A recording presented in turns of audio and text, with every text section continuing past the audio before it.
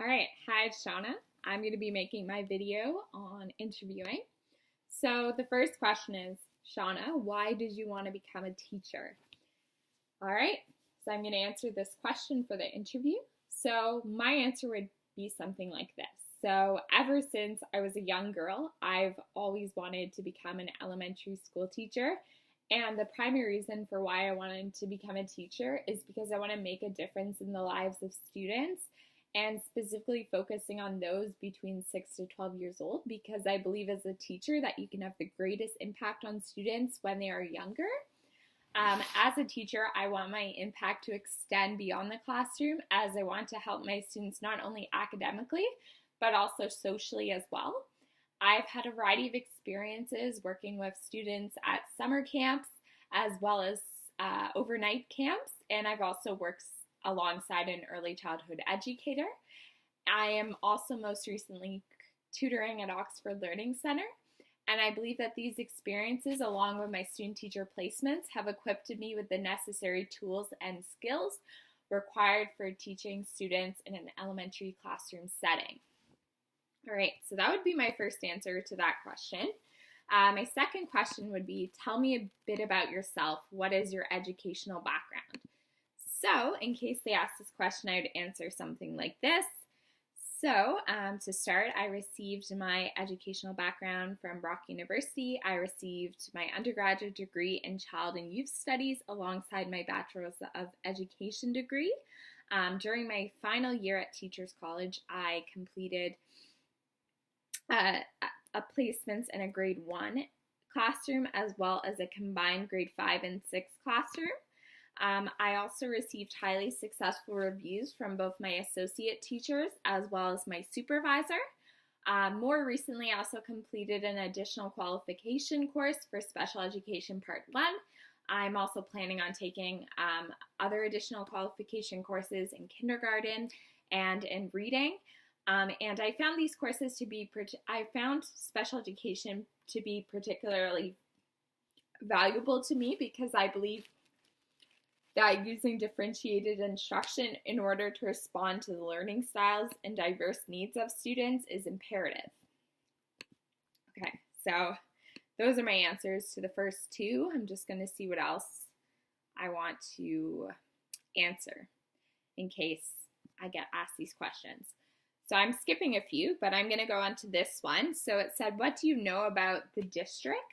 So I know that Durham, they might not ask this specifically, but just in case, I know that Durham Region District School Board is committed to improving students' well-being. This district also wants to focus on decreasing the gap between low-achieving and high-achieving students. Durham is really big on inclusion, and it wants to foster inclusive and safe learning environments that stimulate students' physical, academic, and mental development.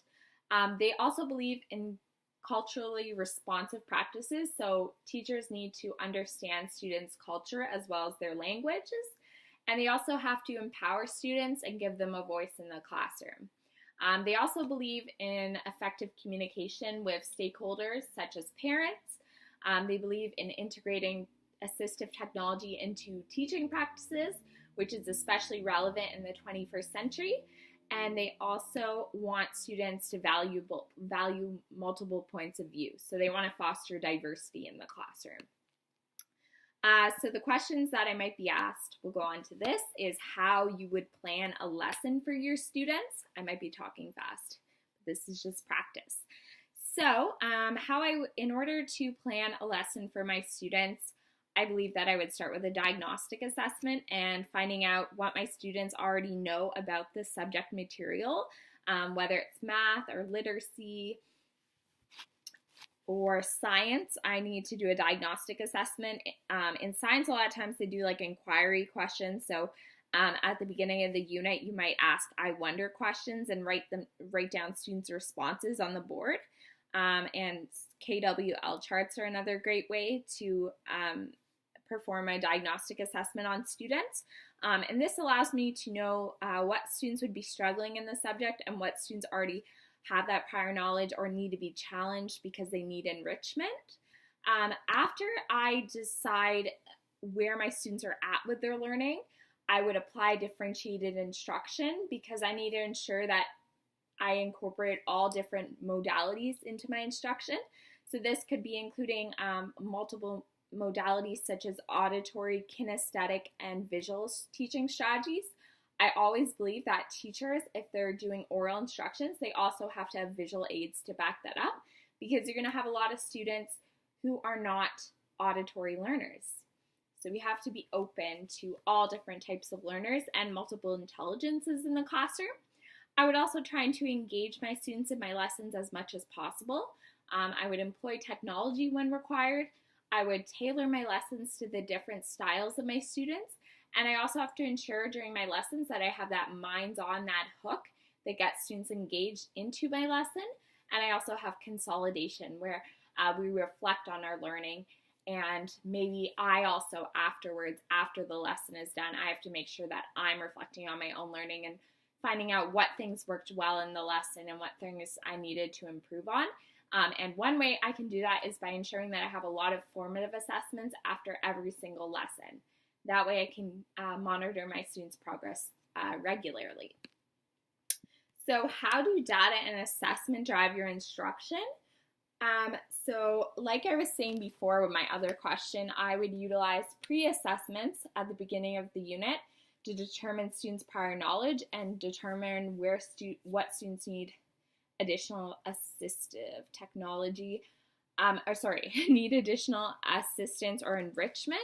I believe using formative assessments such as exit cards and periodic tests would help me determine what students need intervention on a particular subject.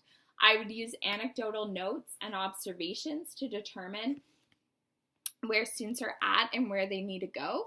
I would continually check on my students through conversations, and I would also make sure that I triangulate data to ensure that my students are meeting the appropriate expectations and learning goals. And also, after I give formative assessments, I would have to ensure that I analyze all the data. That way I could plan for my future lessons and drive my instruction. All right, that was the first set.